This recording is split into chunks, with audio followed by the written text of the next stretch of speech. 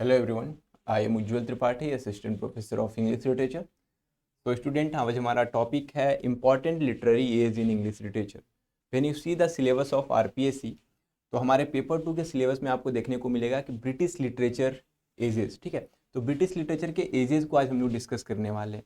कौन सा एज कब आता है उसको डिस्कस करने वाले हैं।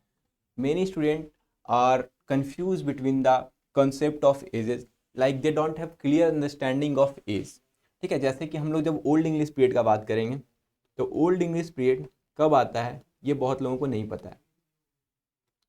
तो old English period 450 AD to 1006 AD तक के पीरियड को हम लोग ओल्ड इंग्लिश पीरियड कहते हैं।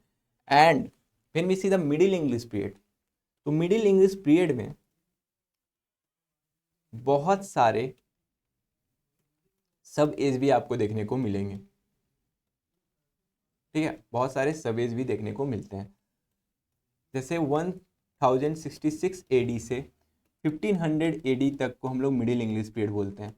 और इस एज में, मिडिल इंग्लिश पीरियड वाले एज में ही एज ऑफ चौसर भी आता है, ठीक है। एज ऑफ चौसर 1340 टू 1400, फिर एज ऑफ रिवाइवल भी आता है, ठीक है। तो इस तरीके के सब एज इसमें देखने को मिलेंगे। लेकिन मैं अभी आपको सिर्फ एक कॉन्सेप्ट दे रहा हूँ जो ओवर मतलब सबको ऊपर से दे रहा हूँ, जिसमें अंदर में भी नहीं हम जा रहे हैं हम लोग, ठीक है।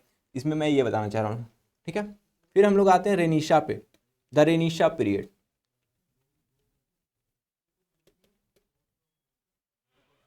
रेनिशा पीरियड जो है ये कब से कब तक है, तो ये 1500 से 1600 तक, 1500 से 1600 को हम लोग रेनिशा पीरियड कहते हैं।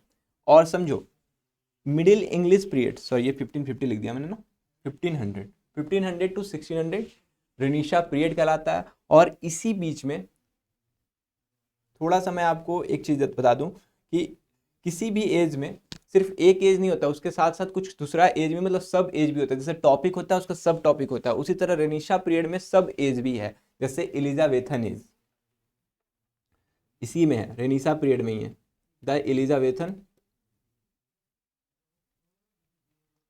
Elizabethan period.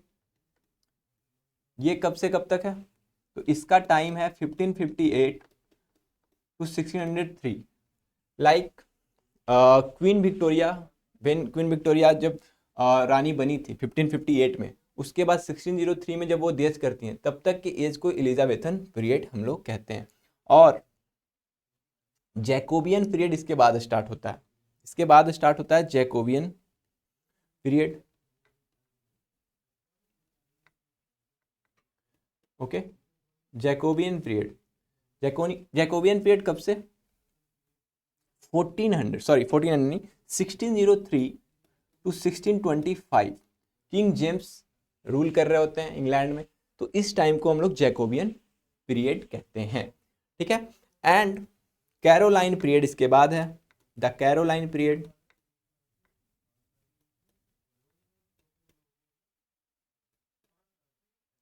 कैरोलाइन पीरियड कब है, 1625 to 1649, okay, 1625 to 1649, and this period is called Caroline period. And इसके बाद प्यूरिटन एज आता है, the Puritan as.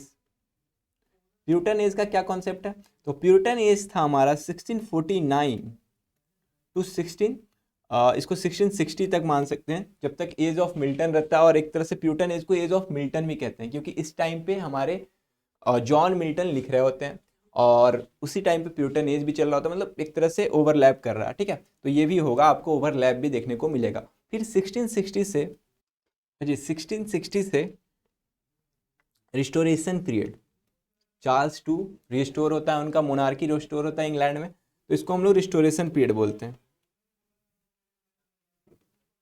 The restoration period. ये पीरियड जो है 1660 टू 1700 चलता है, ठीक है। रिस्टोरेशन पीरियड 1660 टू 1700 चलता है। एंड उसके बाद आता है अगस्तन पीरियड,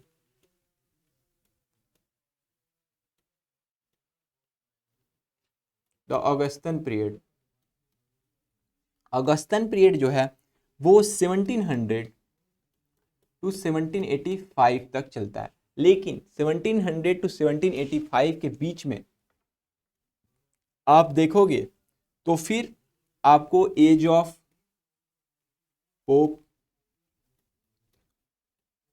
जो कि 1701 से आप मान सकते हो 1745 इस तरीके से, एंड इसी बीच में आपको ये भी मिलेगा एज ऑफ जॉनसन।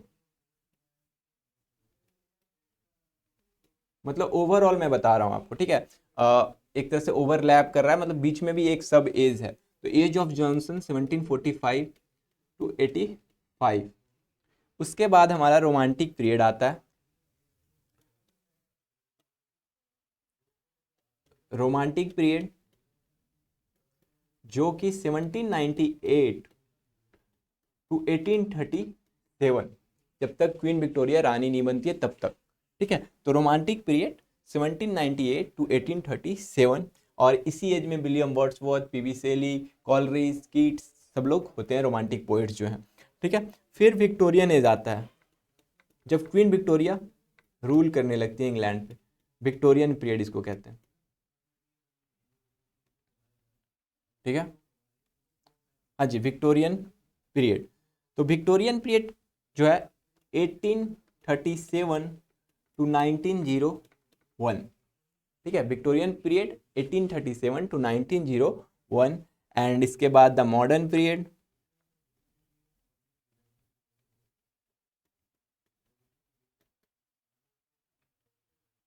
1890 टू 1918 कह सकते हैं, और 1918 से ज़्यादा कह सकते हो कि इंटर वार पीरियड होता है, इसमें 1945 भी मान सकते हो, इसको 1940 तक लो आप, ठीक है। इसके बाद पोस्ट मॉडर्न पीरियड आ जाता है।